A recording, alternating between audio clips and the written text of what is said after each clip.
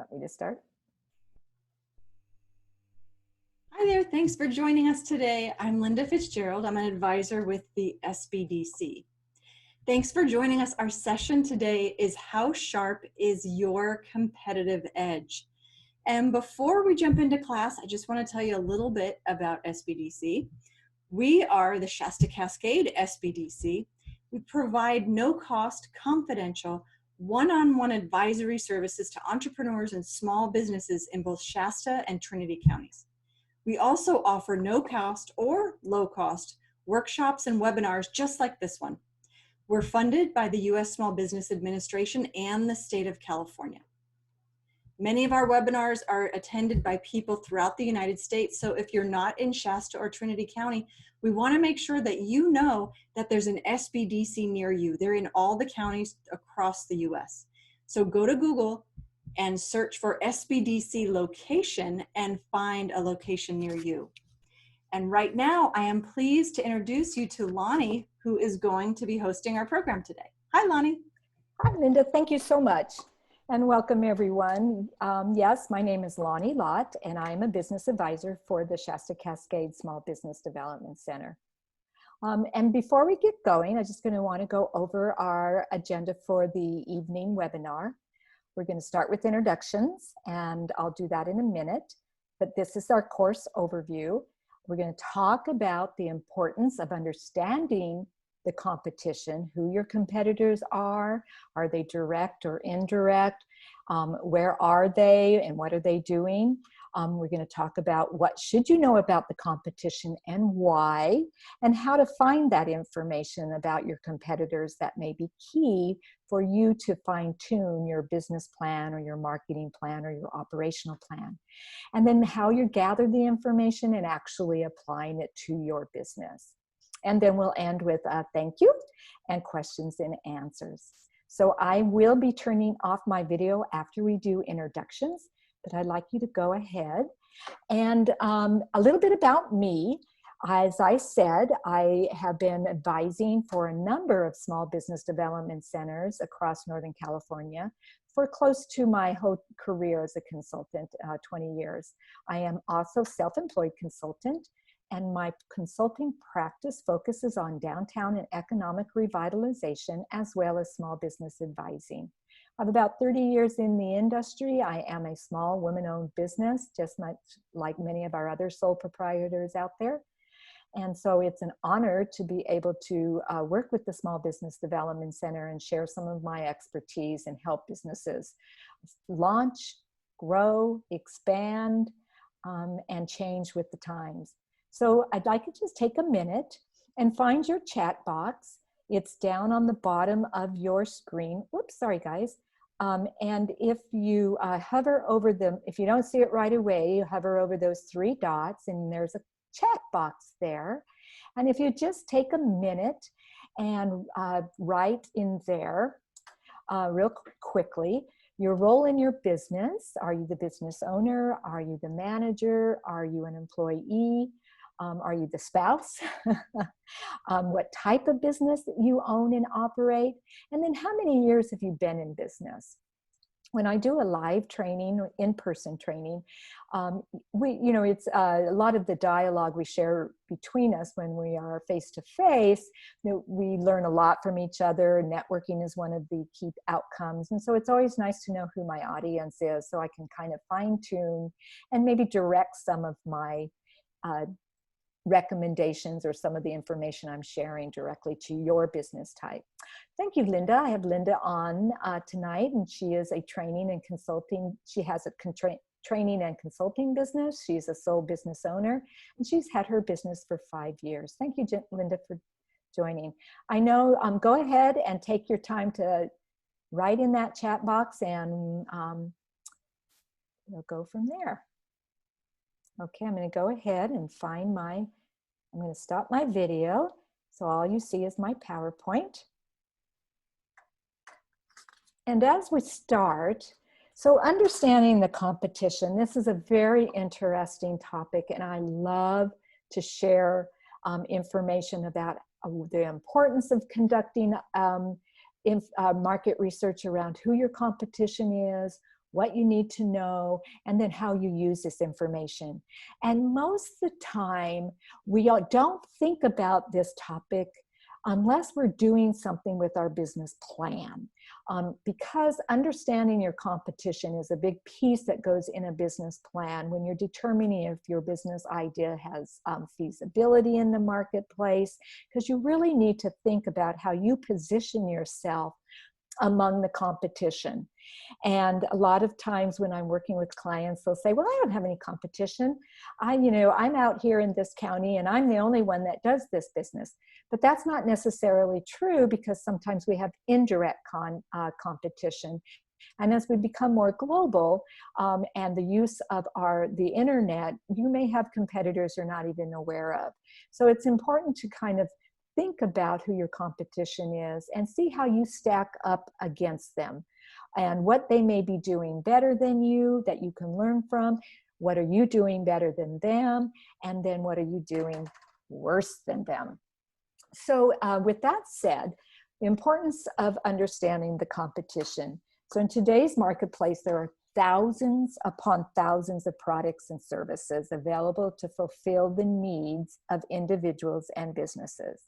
Your ability to identify and then promote the features and associated benefits of your product or service and demonstrate how they're different or better than the competition will provide you with a competitive edge. The edge or advantage will provide your company with a number of tools and areas that you can position yourself to operate and function stronger in the marketplace. So number one, helping with drafting strategies right now of how to pivot your business and generate revenue during and after the pandemic is very important. One way we may do that is to take time to see how our competitors are actually navigating the pandemic with their business model, whether that is their marketing strategies or the way that they're getting the product out into the marketplace, and how they're starting to pivot their business plan or model around now and being able to then, once we start to reopen the economy, how they're going to be positioning their business, what they're going to keep, what they've learned from operating in this unusual crisis mode, to how then they're going to incorporate that into how they used to do business prior to the pandemic. So importance of understanding the competition assists you with gaining that competitive edge in the marketplace and helping your business stand out among your competitors.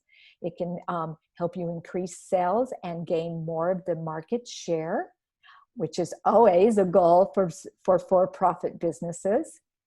Improve your profit margins for a given period of time in a new or existing markets. Can ensure your survival in extremely competitive markets. And I would say also for now, that would be in extremely unusual situations or environment that we're operating in. And that would be, with the shelter at home and many of our small businesses having to close or think how they're getting the products out into the marketplace. And then it also helps you develop hard to copy marketing mixes.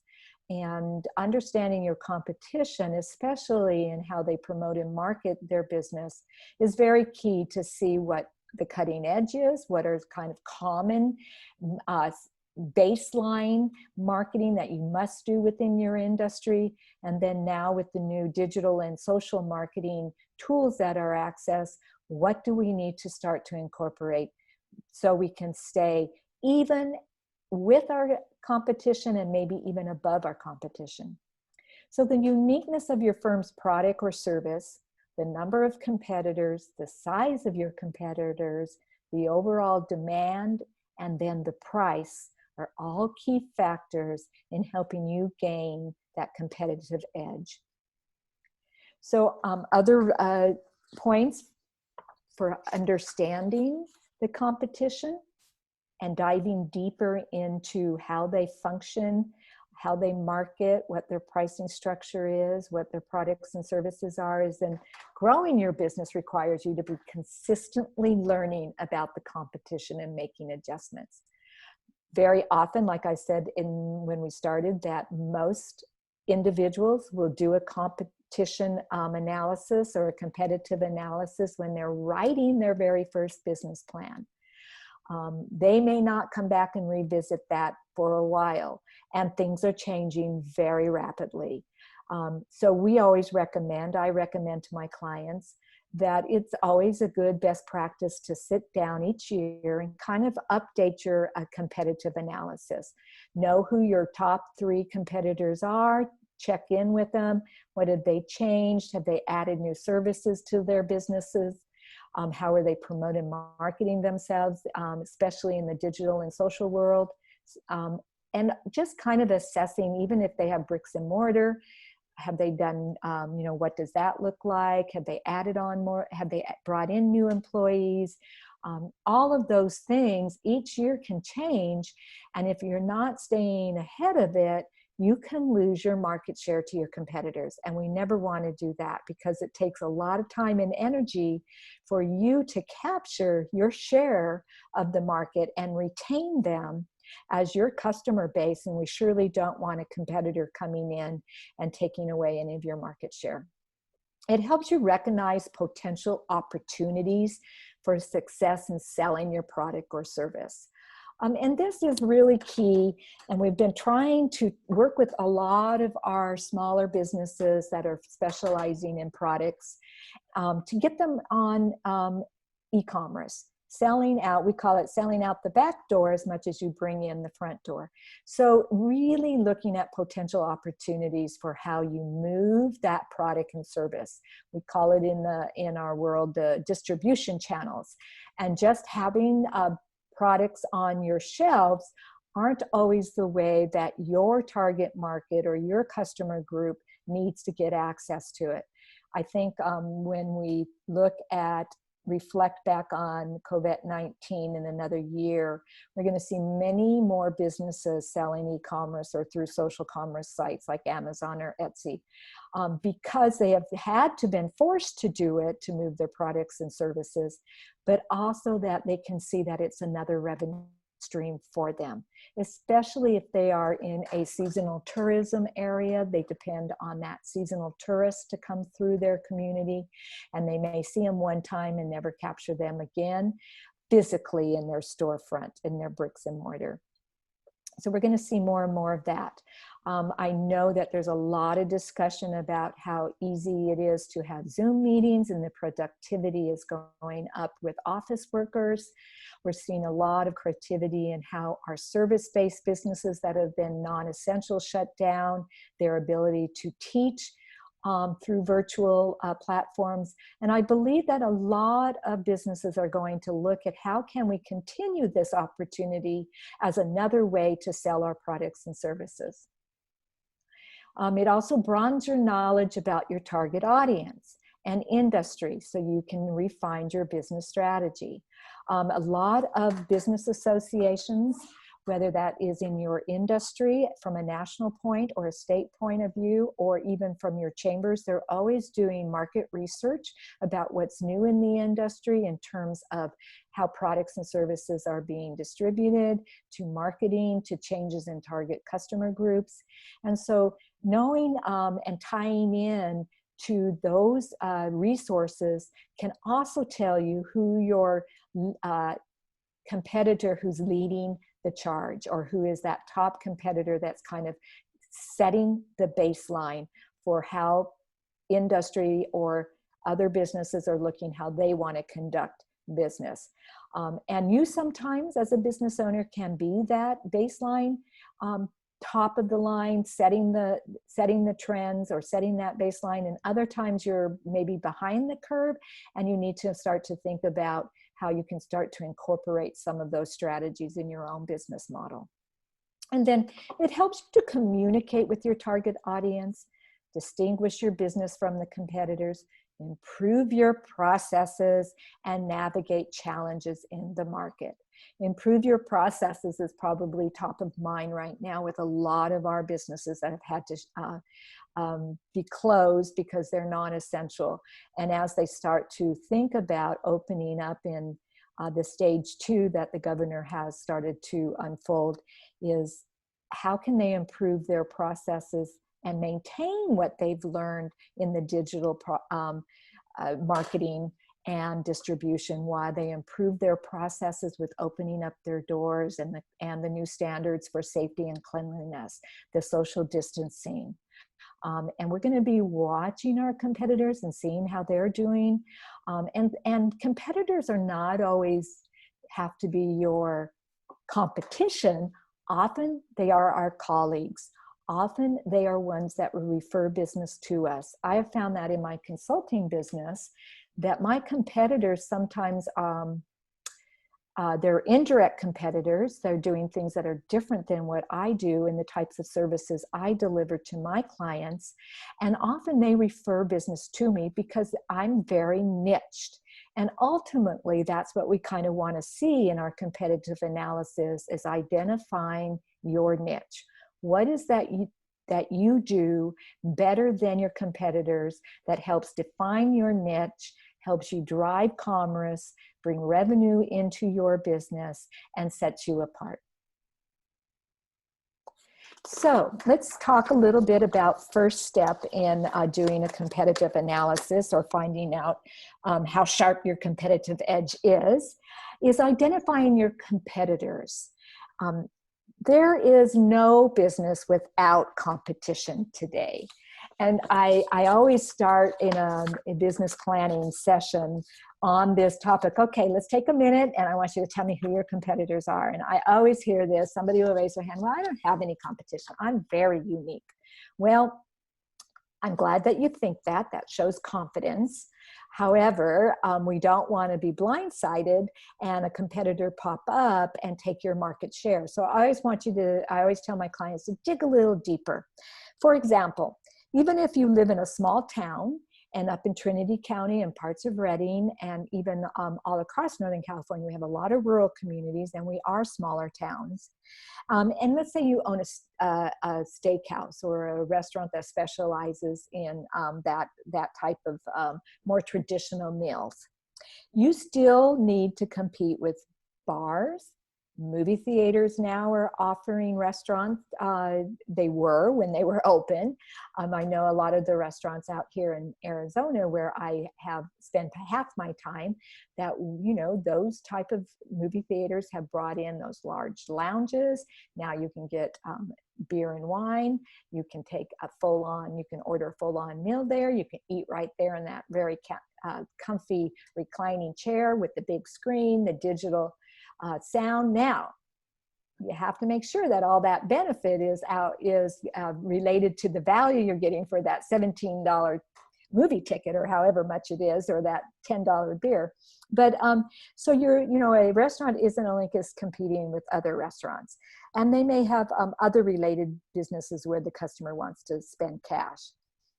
So you want to think about who are your direct competitors. Those are the competitors who have the same product or service, which is interchangeable with yours in the eyes of the consumer. So the direct competitors are those who you're going nose to nose with on the same type of products or service offerings. Maybe you're providing it at a lower cost. Maybe you're providing it in a different form. But you have the same product or service offerings that's interchangeable through with your business as your customer group or your consumer sees it. For example, if you're an accountant, then direct competitors would be accounting firms. Or if you operate a local garden center, you may compete against the other garden centers within a 10-mile or 50-mile radius. Information on your direct competitors will facilitate your ability to stand out above them. I know who my direct competitors are. I monitor them because typically I'm competing with them for the same contract or the same request for proposal, RFP. That's what they call it in consulting world. When a municipality or a nonprofit puts out a request for proposal, we respond to it. And if there are different consultants or consulting teams, those are my direct competitors. They see themselves as being directly providing the same service or product as I can provide through my consulting practice. Indirect competitors are those who offer similar products in a different business category or more geographically remote. So for example, the accountant may be competition with off-the-shelf accounting and tax software. Using the example of the garden center, a discount chain that sells garden supplies and plants in season is also your competitor as a landscaping contractor who provides and installs the plants, or a mail order house who sells garden tools and plants and seeds in seed or bulb form. None of these competitors provides exactly the same mix of products and services as you do, but they may be picking off the most lucrative parts of your business. Information about your indirect competitors will help you to find effective ways of getting in front of your target audience. And we saw a lot of this when back about 20 years ago, when national discounters were starting to come on in full force. For example, you know, my community that I lived in for a number of years up in Northern California in Grass Valley, California, when I moved there in 1970 with my family, they had 4 small independently owned hardware stores. They had 3 pharmacies. They had Penny's store. They had Sears. They had Montgomery Ward's, all within their 13 block of their historic downtown. And that's who serviced mostly the local trade area. Well, you know, roll it forward now into I'm going to say 2019, because we're not going to count what's happening now. There are no independent hardware stores. 2 have gone out of business and 2 have reformatted their business model because of the Home Depot or Lowe's, one of those national recognized national big boxes. And they didn't even move into the little town of Grass Valley. They moved in 35 miles away, but it was enough that they cross-categoried, and now that hardware store could no longer sell enough number screws or shovels or wrenches to compete with what was going on down the hill in the larger area where the Home Depot set up. You've seen Ace Hardwares pop up. They're a buying pool. They found their way to stay within the competition. So trust me, the industry was really looking at these cross-category big boxes to figure out how to help position, and we're going to talk a lot about that in your competitive edge in a minute, with these indirect competitors. So we didn't think that Home Depot would start to hurt landscaping or those type of garden businesses, and they started to open up and have gardening and have furniture, and now that's probably a huge part of Home Depot's business, and that has impacted our nurseries, and they've had to go more into very unique, some of them opening up gift shops and selling unique gardening gifts. A lot have gone online. So watching the competition, especially your indirect, because they can sneak up pretty slowly and take a big chunk out of your market share. And then there's the available spend competitors. And these competitors compete for the same occasion dollars. And what I mean by that, in as much as gardening is a hobby, third level competitors, which we call the available spend competitors, they're down the 3rd tier. Might be companies that provide other types of entertainment or hobby equipment. In as much as gardening is a type of home improvement, competitors might be providers of other home improvement supplies and services.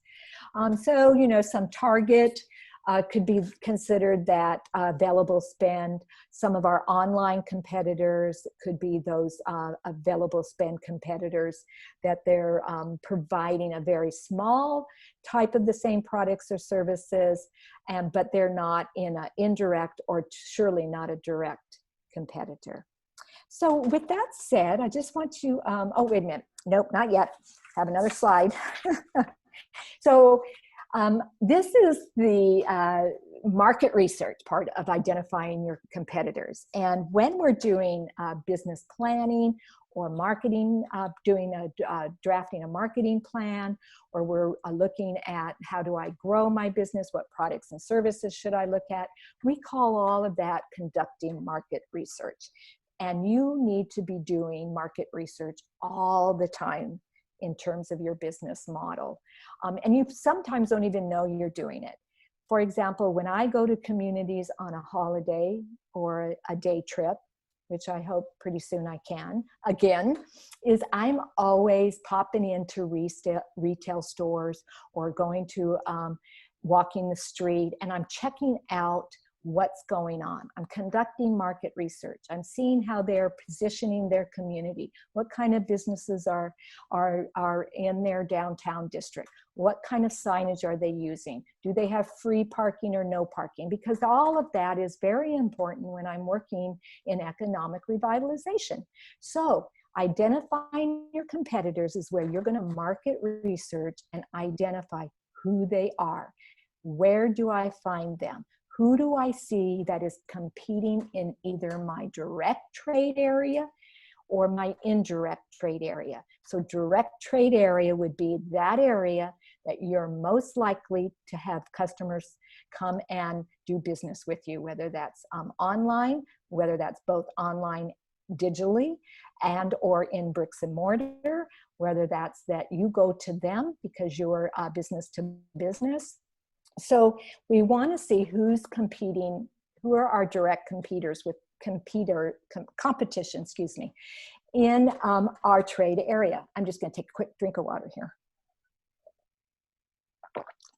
And local business directories. And this little placeholder on the right-hand side of my PowerPoint is our Reading Chamber. And all chambers of commerces, most businesses, associations, even municipalities and very small communities who act as part of their visitor outreach will list who is in their community. In the Reading Chamber, they list their members. The Weaverville Chamber of Commerce, way up in Trinity County, has a member listing section, as does Trinity County Chamber of Commerce, as does, let's say, Red Bluff and Chico, and Old Shasta City might even, or Mount Shasta probably does. So this is the low-hanging fruit. This is where you can go very easily, and they make it, the chambers and the business associations make it really easy for us to find it because we divide it up in categories. So if you're a restaurant or you're a service-based business, let's say you're an insurance, they will categorize them down into that micro level. The larger the chamber, the more categories they have. So you can go and just look and see who are, and help identify who are my direct competitors, who are selling similar products and services that are interchangeable in my consumer's eyes, and your indirect. So mine, and that's like, you know, you're mining those resources. Take time to go and look through who are your members, not only for competition, but where are there some partnerships, where are there some abilities for business to business relationships. So that is what I call the low-hanging fruit.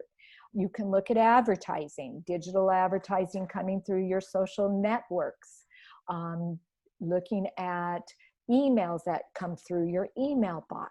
Look at who is advertising. I sign up, believe it or not, It's how I stay abreast of the competition. I sign up for every single one of my competitors' e-newsletters, and or I'm following them on Facebook, and if they have Instagram, I follow them there. I need to know where they're working. I need to see who what kind of workshops they're offering, who are their client base. I'm always wanting to see what's current in my competition and in my competitive industry. Now, some of my competitors are all the way on the East Coast. Oh, I have something in my chat. Okay, and thank you, Linda. She likes that idea of signing up for your competitors' newsletters. And then they drop into my email box, and then I can see what they're doing, what they're advertising. Sometimes I see my competitors advertising in my industry publications. That's another place. When we start going back to actually being able to leverage expeditions and trade fairs, we often will attend those type of networking opportunities to go around and see what is our competitors doing. I often tell businesses that are coming into the market that are just working on their business plan, sign up and go to those free home show expos that they have, that you can go around and see who is the competitor. If you're an electrician, or if you're looking at branching out into solar, or you're wanting to look at new services that you want to bring into your business model, and you're in that trades industry, that is often a place where you can actually walk around and kind of do your market research. I know that Linda does a great workshop on networking. That's another key way, networking at your chamber. I always encourage businesses to look at joining one trade association, and you have to determine what's going to give you the most benefit, but you have to work that membership. And chambers are designed for those networking interactions, those new member breakfasts, the ability to be able to go to a membership networking event and pass out business cards. And that's where you'll often find out who maybe is doing some of the same services, or an opportunity to partner and collaborate with one of your indirect competitors. Thank goodness for the internet. We can search anything. You can put in Google anything and you'll see right away.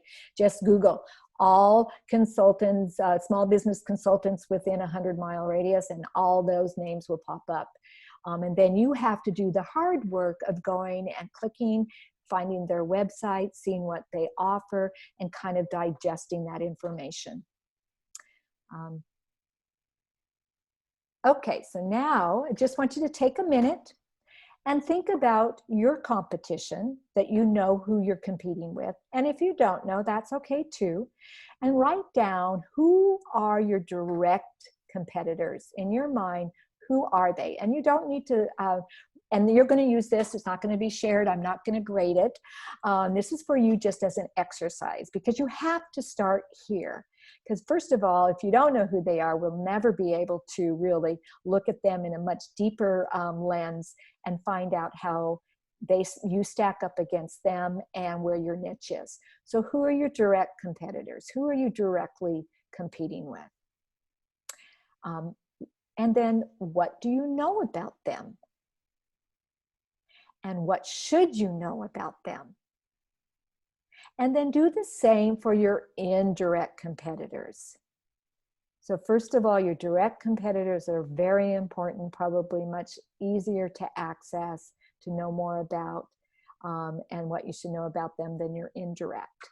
So this is where I always have clients. This is usually a homework for them to go and start here and really think about it and do some research on identifying who their competitors are, what they want to know about them, and what should we know about them.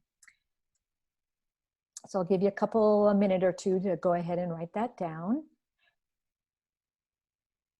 And then at the same time, if you have any questions at this time, please write them in the chat box. Again, if you don't see it popped up on your Zoom bar on the bottom of your screen, go hover over those 3 dots and it will pop up.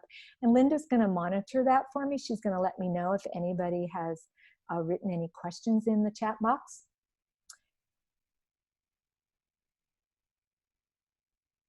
And when I don't have any questions, I just think I'm doing such a great job that I'm just covering everybody's, I'm fulfilling everybody's expectations. Okay. So let's move on to the next phase of what do you need to know about your competition.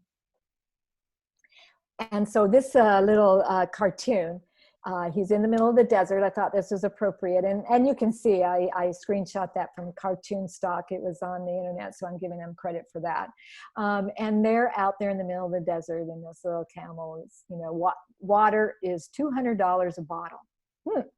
Now, so they don't have much competition out there. They're in the middle of the desert, and this little camel says, yes, I understand your pricing strategy, but since I'm likely to be your only customer today, what about a big discount?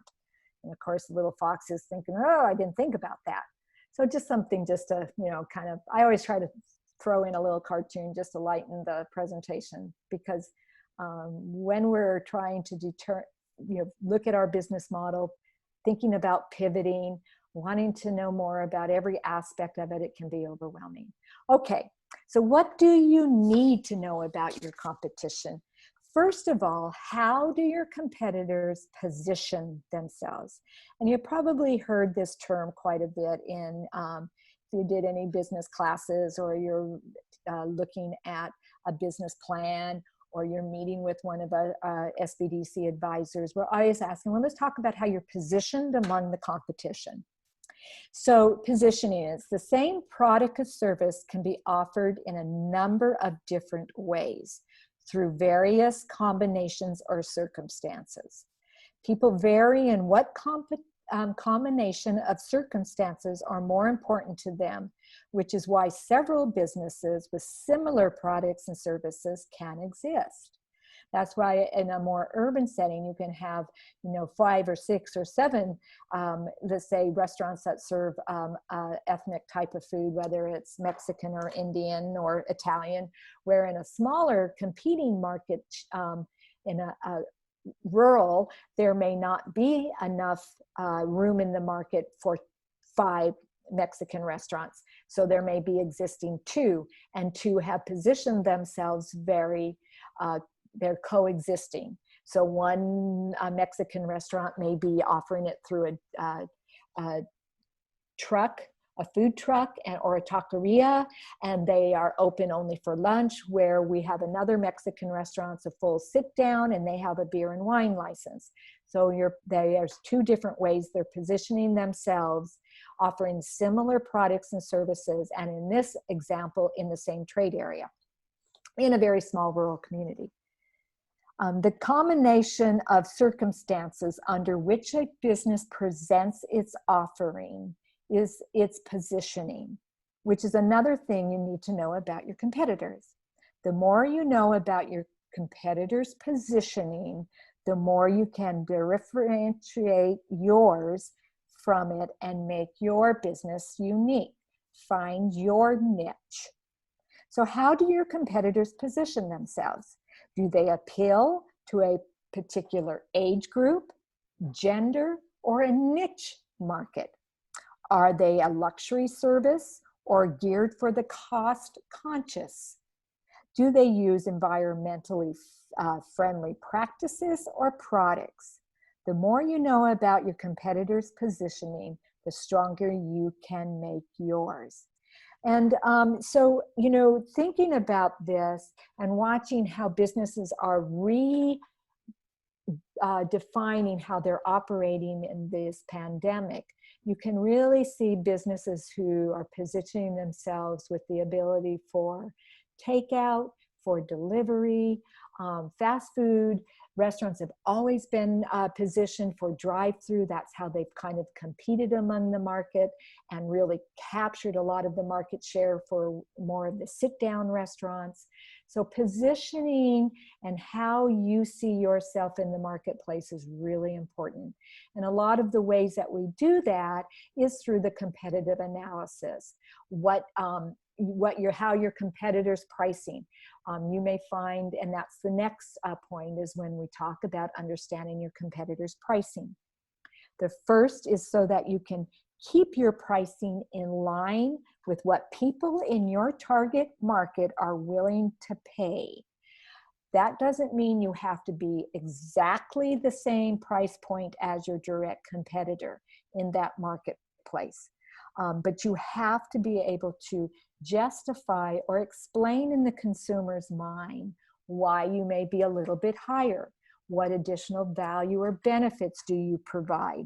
And we find this very, very key when we're talking about some of our independently owned retail, especially women's boutiques or shoe stores, independently owned shoe stores.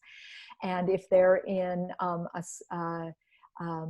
offering similar type of shoes that you can buy either online or you can buy at a corporate offering, they have to really talk about the additional benefit. And sometimes that comes in not the pricing. The pricing points, because we have very slim margins, may be higher than what you would get at a discount store, or you could order online. So with that said, some of the additional customer services, much like coming into a store, having somebody wait on you, actually getting to try on the shoe, actually having that additional service where you will be able to return it, face value, maybe they gift wrap it, have a personal interaction.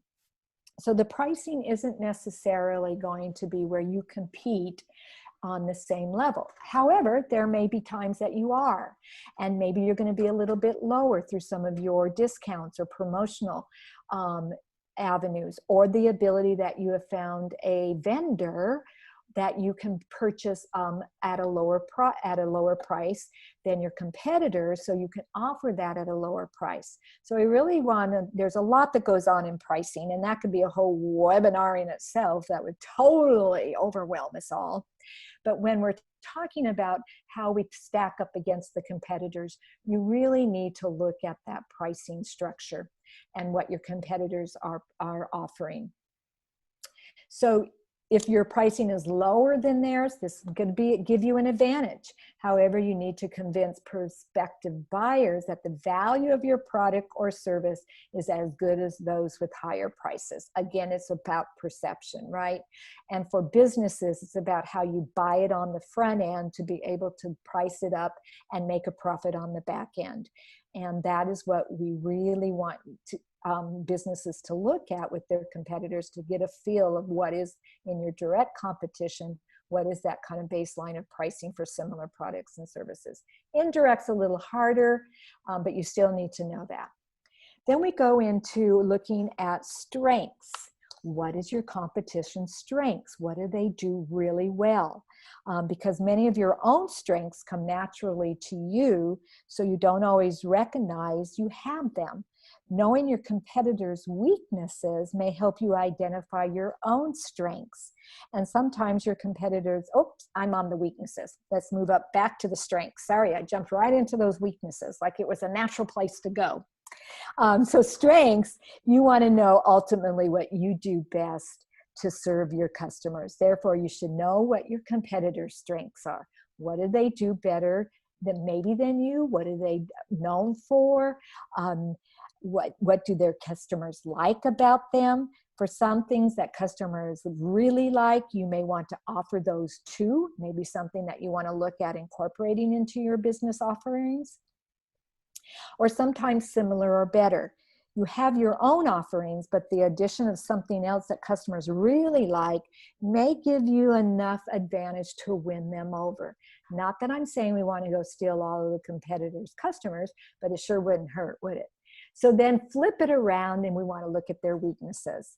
And their weaknesses are areas that you really can then shine. You're doing better than them. What are they not doing as well, or they haven't obviously maybe had the time and the ability and the resources to do what you're maybe doing in terms of e-commerce or some digital marketing. Maybe you're really good at social media and you've got your social media dialed in and you know exactly what your customer base wants to hear from you.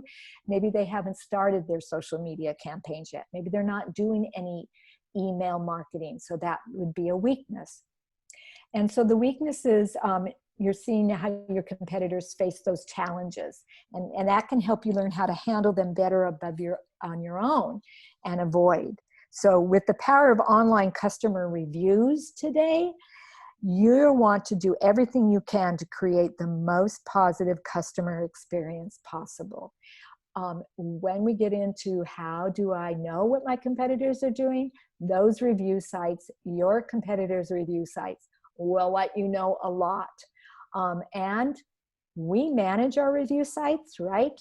We go in, we respond to those that are negative, but we don't always see them in real time. So if you're always looking at, maybe once a month, looking at your competitors' reviews, whether it's in their social media or they're on Yelp or TripAdvisor, they may not have, gotten to one of those that was less desirable. So we want to kind of see that. And then of course, that customers will always shine and tell what they're doing well.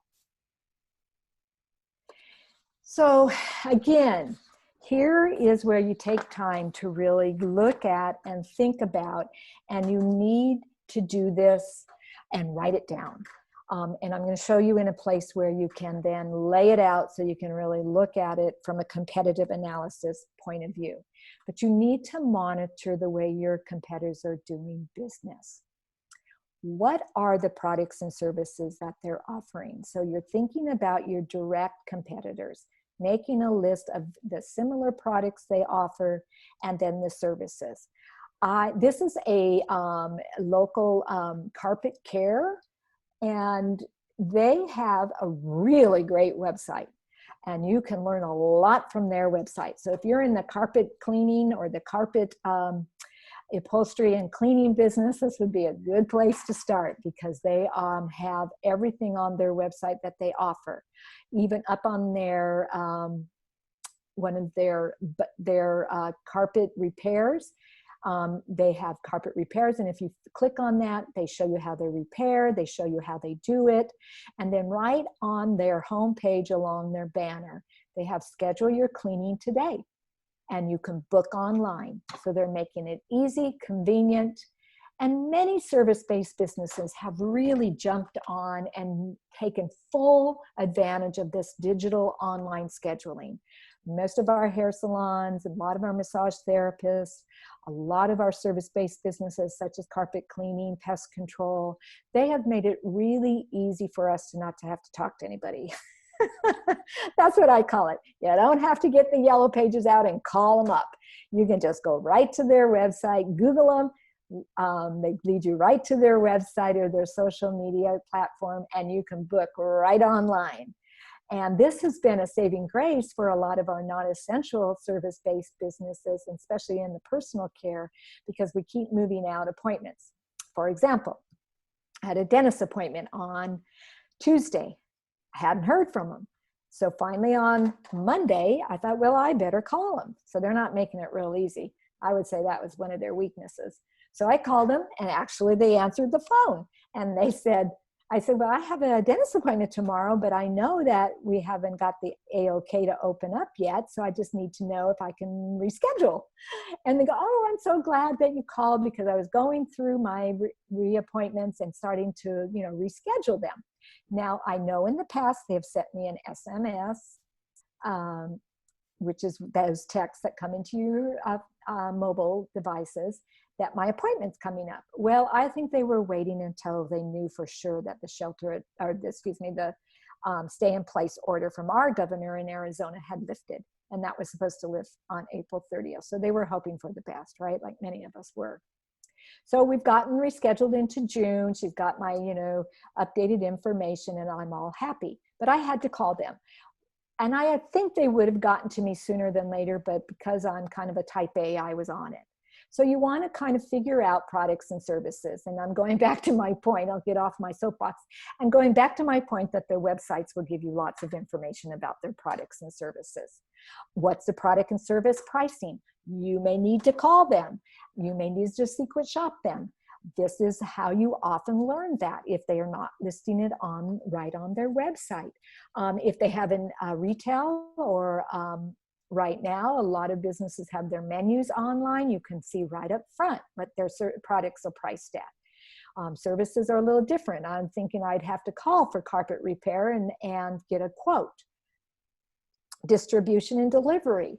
On their websites, they're going to let you know, do they have a storefront? Do they have e-commerce? Can you have it delivered? Do they take orders and we're with DoorDash or Grubhub or any of those other type of deliveries? Do they, are they on Amazon and you can order through Amazon? So do they have e-commerce? Do they have social commerce? They're going to lead you to that place where you can then figure out very easily how they're distributing their products and services and delivering.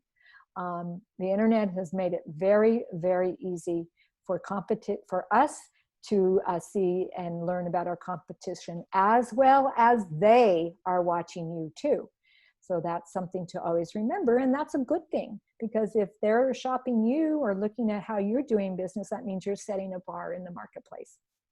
Their brand and design values, how they position their messaging, their colors, their logo, their how easy is it to find email? Do they respond quickly? Do their media and marketing activities. This is where you may need to dig a little deeper. You may need to, like I said earlier, sign up for their newsletter. See if you ever get one. Go see what their Facebook page looks like. Follow it for a while. Do they use direct message? Are they on Twitter? Are they on Instagram? Do they have an Instagram business profile? And all of those little icons are going to be right up there on their website if they're on that. This one, I really like this website because over here on the right-hand side, you'll see read about our reviews. Really easy to link onto that. Customer service and loyalty programs. Do they offer one? Is it there on their website, on their social media platform? What does it look like? What is customer service? Do they offer free shipping for at a certain price point? So all of these areas, number of employees and their expertise. This you may not know. A lot of times we're showcasing our employees meet our team. A lot of service-based businesses do that. A lot of real estate agents meet our team, insurance, even nonprofit organizations and partners do that, meet our team. I know all of us are on our on the Small Business Development website, or we used to be. Now I probably need to update my picture because I think it's been on there from 15 years ago, but you know, meet our team, talks about our specialties. That's the way you learn about your competition's employees. Use of new technologies, talked about that. And then annual reports. If they're public companies, their annual reports. If they're a not-for-profit and you want to know, GuideStar has a listing of where all their 990s. If you're looking at one of your competitors, may be a nonprofit that provides similar services and products. So digging deep, there's never an end. The sky's the limit of what you can learn about your competitors. So just take the time to do it. And how do we do it? You want to dive deeper, still going on, diving deeper into your competitors' business strategy. What type of customers are they targeting? What new products are they developing? What financial resources do they have? This is a little harder, and sometimes this is where your networking opportunities. Maybe in LinkedIn you'll learn a little more about this. They may be announcing they're going to have a market research focus group. Researchers are often looking at new products that businesses are thinking of launching. If they have any kind of survey out, they're doing with their customers, asking about new products and services. You may be one of those that may want to join that and do that survey. And then find out as much as possible about your competitors' customers. Who are they? Are they primary and secondary target markets? Again, a little harder to figure out. You may need to go and pretend you're a customer if they have a bricks and mortar, or call up on the phone and find out.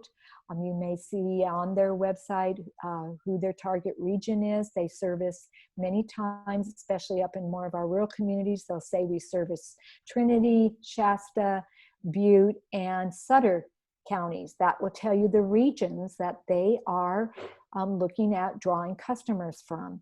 If they're indirect if your indirect competition are those that are capturing some of the visitor, you may see where on their website where they have different hours for the summer, or they talk about that if you're traveling through. So there's lots of different ways to figure out about who their customers are.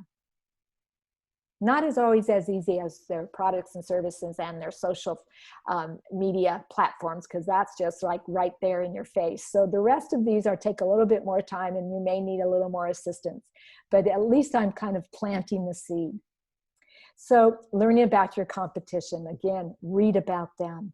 Look at the digital newspapers, or if you still get the some kind of publication.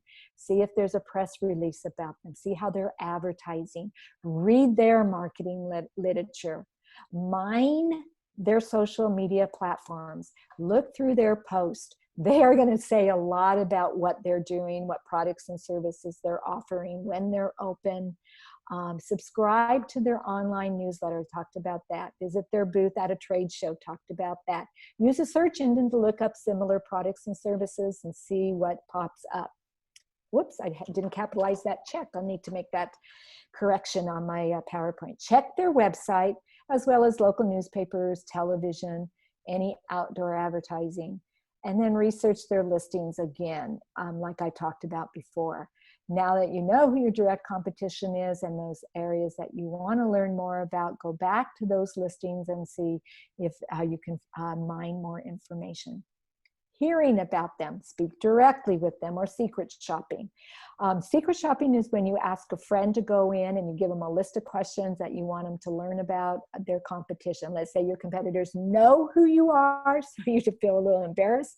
So I used to do some secret shopping for some larger based businesses, and it was quite fun. One of them I remember was a mattress store, and there was a competitor who was they sold the same kind of mattresses, and they had a showroom, and then they had a large discount area. So we had to go into the competition, pretend we were interested in a mattress, and how did they meet and greet us?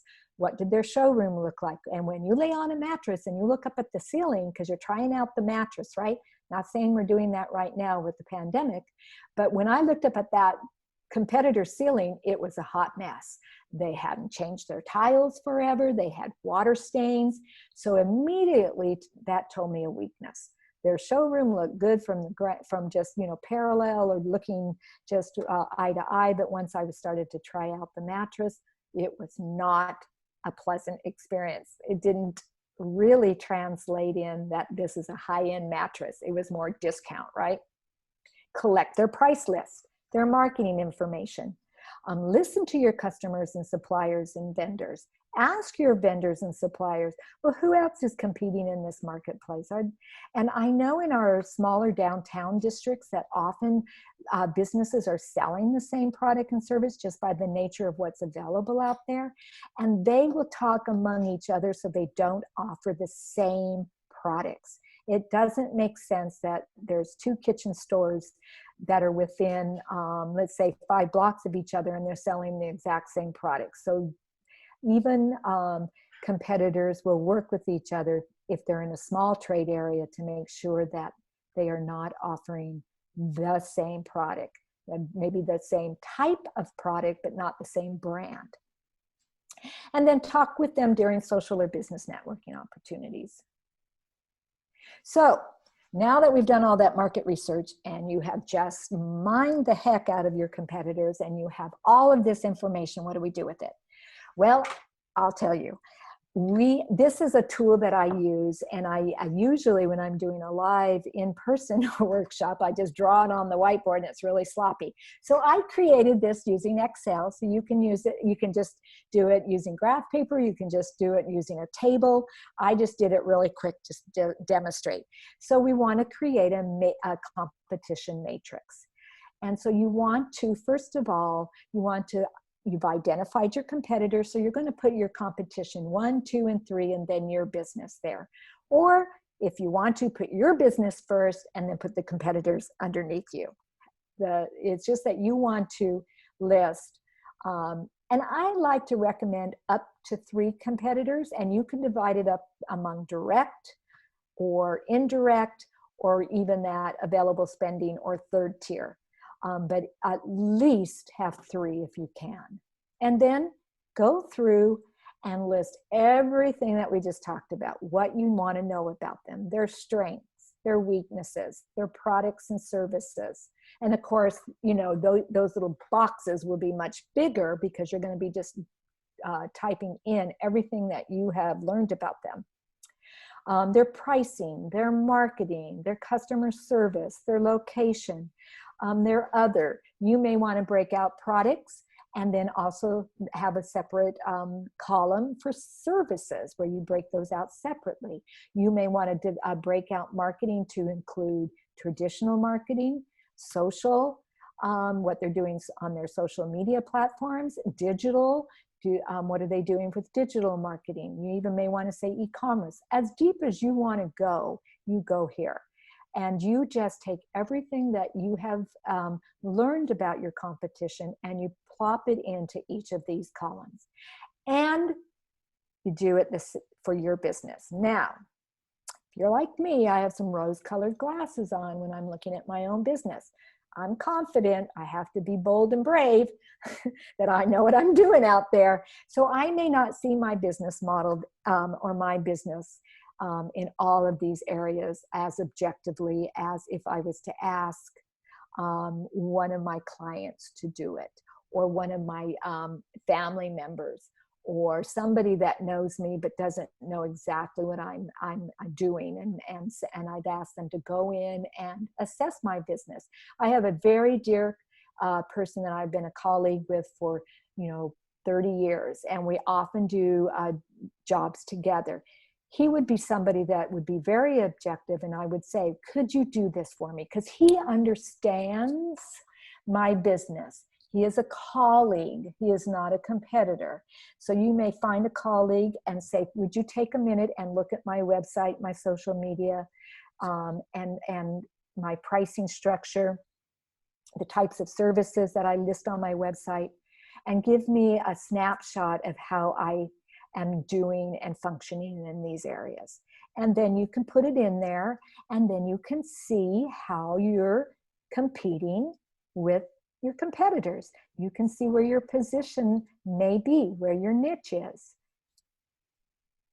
I'm going to make sure I didn't miss anything on this one. Look at my notes here.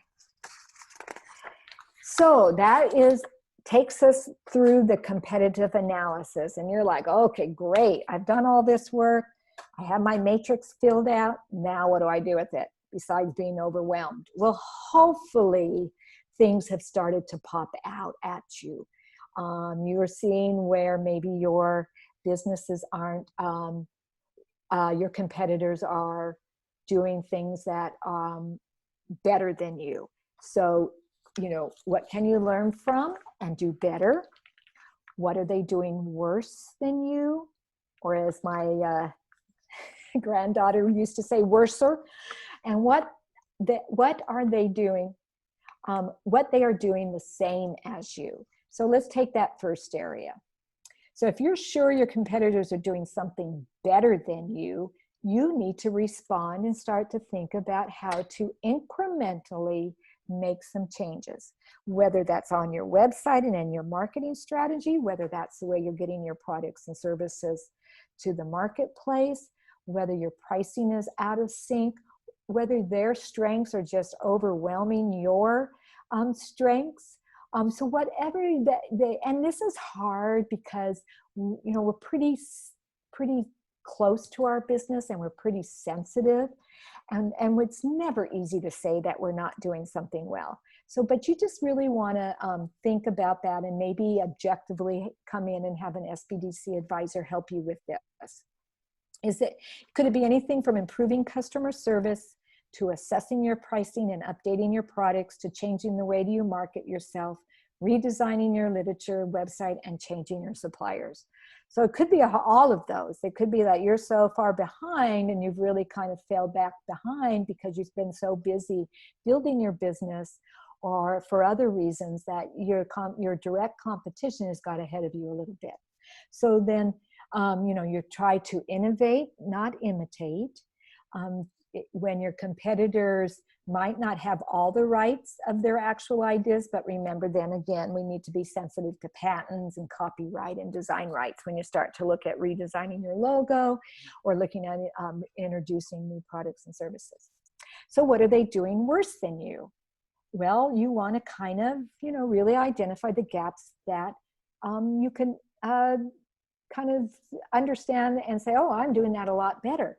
These are the areas that I really need to make sure that I'm promoting and shining in. There may be in their product range or the types of services. Maybe you're way ahead of adding additional services to your product lines, and you've already added online scheduling, and you already have the ability, you have a review site already fully populated. So these are areas where they're doing worse than you. They're behind. They still don't have their email listed on their website. They still don't have a social media platform, but you already have one and it's very robust and you have 1,000 followers. So that could be an area they're doing worse. Customer service reputation can often provide the difference between businesses that operate in a very competitive market.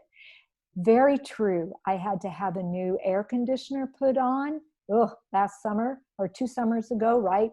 When my husband was still coming out of the hospital after an accident, and I had to make the decision. And so who did I call? Well, I remembered Day and Night, who installed our last air conditioner 14 years ago, had a card, called them up. They came out, sat with me, gave me a really great presentation, not a very soft sell, showed me all the bells and whistles, offered me the financing. And then I called my husband and he said, sure. He didn't really say sure. He just says, take care of it. And then their service was over the top. They came, walked through with everything, showed me how to use the new electronic digital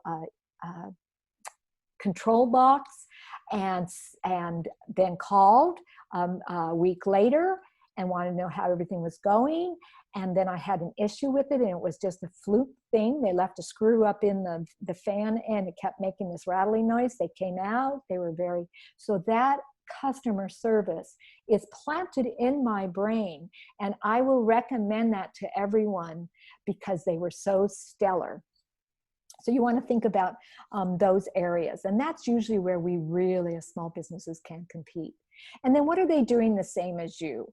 Particularly if you're not impressed by other things they do. Perhaps you need to make some changes. Maybe you're so doing the same that you need to change something that will help you do it better than them. Analyze those common areas and see whether you've got it right. And even if you have, your competitor maybe also be planning on to improve. So that's what you kind of do with that information. And then once you've gained it, and applying it, how do you apply it? So resetting your plan as you pivot your business model. Think about that, especially now. If you took a little bit of time to complete a competitive analysis and understand what you're doing better, what you're doing not as well, areas that you need to strengthen, make some small changes. Don't take the whole thing on. Obviously, our resources are tight. We have a little bit of time, but there's a lot going on in our economy, a lot in our marketplace with openings, slowly opening up and unfolding. So start to think about how as you reset your plan and pivot, focusing on the opportunities that your competitive analysis has uncovered versus the limitations. Opportunities are those things that we want to invest in. Limitations are those things that maybe we need to let go of. Or think about doing less of. Opportunity would be take the time now to figure out how you want to sell in another different way. If you're on that stage 2 or stage 3 reopening strategy that the governor's laid out, you've got a little bit of time to figure out, how do I want to get my product into my customers through e-commerce? Setting up something, taking time to think it through, learning about it, how you're going to then guide your customers to that new channel, because they're very used to coming into your store and purchasing. And once you start e-commerce, you've got to do as much strategy to lead them to that new place where they can purchase products and services from you. Helping you rethink your offering. Maybe you have too much products. Maybe you need to fine tune down into those product offerings that are providing you the most revenue, and focus more on building those out and letting go some of those other areas that are less productive. Claiming a new niche with confidence. That should help you see your niche when you do a competitive analysis, and then you own it and you build on it. Understanding the shifting demands, and we're learning that as we go day by day, and then aware of how the rules are changing. And right now that's going to be very key as you pivot. The new rules of social distancing. Start to see what your businesses, what your competition may be starting to put out there in the marketplace on what changes they're making. And we're going to need to communicate that to our business, our customer base. So look at how maybe your competition is starting to communicate that through their communication networks, their advertising, their website, their social media. When you use this competitive analysis when you're starting or updating your business plan. Trust me, you want to do something like this once a year, because you continuously want it to be monitoring how your business is stacking up in the marketplace. And the only way to do that is to see how you're positioned among the competition. Enhance your marketing strategy and promotional tactics. That goes without saying. Talked about adding new products and services to your offering. Maybe your competition has added a new service and you're like, wow, I could do that. Don't worry about it that your competition is offering it.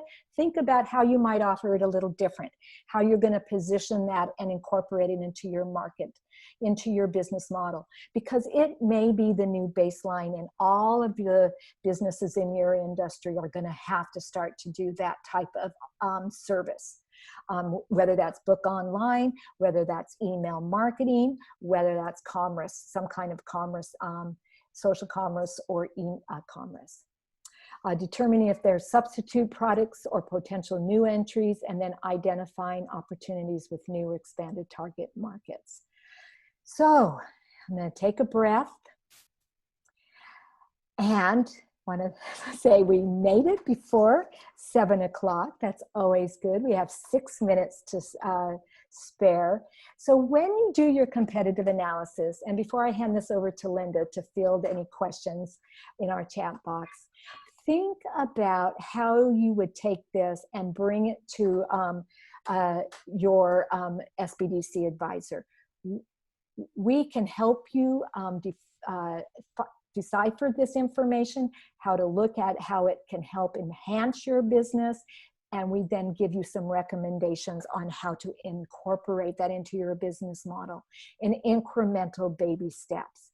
You know, that's what we always want to think about. We're always thinking about everything we need to do, and sometimes we don't take the time to strategize, look at the information we know, and that's what we can help you with, is just to take a breath and help you strategize and develop an incremental approach to how to make these small changes to your business model so you can continue to grow and thrive. So with that said, Linda, I'm going to let you take it over from here. All right, thank you, Lani. A question that we have in the chat, and I'll send this through so you can see it as well, is These days, many businesses are competing with Amazon. Can you talk about what a small business can do to compete in that arena? Sure can.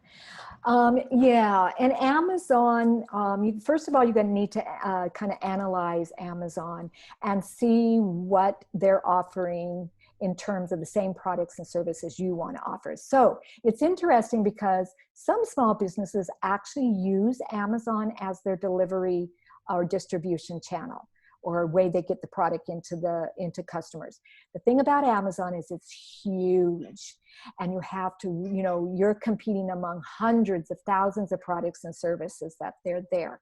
So possibly looking at why Amazon is successful, if that target market is the Generation X or the Millennials or the Z that are shopping for Amazon, they're doing it because of convenience and ease. How can you provide that same benefit to your customer base? Because that's what they're doing, is especially when we're talking about being at home and we can't get out to our favorite shops, or we can't even go to the grocery store, that Amazon is fulfilling that basic need right now. But in a normal functioning economy, it's the convenience and ease. So that's where looking at having some shopping ability on your website or through Instagram, or even on Facebook through Shopify, having that ability for your customer to be able to get their favorite product or service from you without having to get in the car and drive and come to your location. That's what Amazon is doing. And of course, don't think about, if you're a small independently based business, you will never be able to compete on price. That's just not ever going to be an area that you're going to be able to beat, especially with national discounters and Amazon. So where you can compete is if it's really something that you want to promote and have that ability, offer their first or second purchase from you free shipping. After that, you start to, and they get used to buying from you, then you would start to incorporate a smaller shipping fee. That's where Amazon, the Prime, everybody thinks they have free shipping. You don't, because they all subscribe to Prime. And when you start to look at how much monthly is on Prime, and then you're only ordering one item maybe a month, you're paying for shipping. It just seems like you're not. So maybe a subscription program may be something you want to look at. That's why DoorDash and Postmates are so very welcoming to our small independent businesses, because that passes that small fee on to the consumer. So I think with Amazon, just look at why people are navigating towards that, for convenience, for ease, for the perception that it doesn't cost them anything, and businesses do use Amazon, but it's such a large platform that you may get lost, and you may need to invest more on how you're going to communicate and drive your customer base to purchase through Amazon. So I hope that answers the question for the person that asked that question, because it is one we get quite common asked. And I always say, let's go back and look at your business model and those areas that maybe you can reposition your niche and coexist among the Amazon world, and do it better and do it more efficiently than maybe what they're doing for your target market. Amazon needs a huge target group to purchase from. So. Well, thanks so much, Lani. This has been great. I've been taking notes here, listening. And great. Just to remind everyone, you've been listening to training from the Shasta-Cascade SBDC. And our location, we provide no-cost, confidential, one-on-one advisory services to entrepreneurs and small businesses in Shasta and Trinity counties. And we also offer no-cost and low-cost workshops and webinars just like this one. We're funded by the U.S. Small Business Administration and the state of California. And we do have people that watch these webinars that are not in our area. So please, I encourage you, go. If you're in the U.S., then you are supported by an SBDC near you. So go on to Google and search for SBDC location. And those of you that have signed up for this, you will be receiving a recording of the webinar along with the PowerPoint slides that Lani's pulled together. And in a couple days, you're going to receive a survey. It will come from Emily. This survey is so important because this survey is going to allow you to give us some feedback, let us know how we're doing, let us know what your needs are, and it's how we prove that we've presented this information and we get our funding. I encourage you to take advantage of the advisors that are at the SBDC. They offer different specialties, and we're here to support you in this community. And this is a challenging time. Know that you're not alone. The advisors are here to help you out. So on behalf of me and Lani, thank you so much for joining us. We'll see you on another training. Thank you, Linda.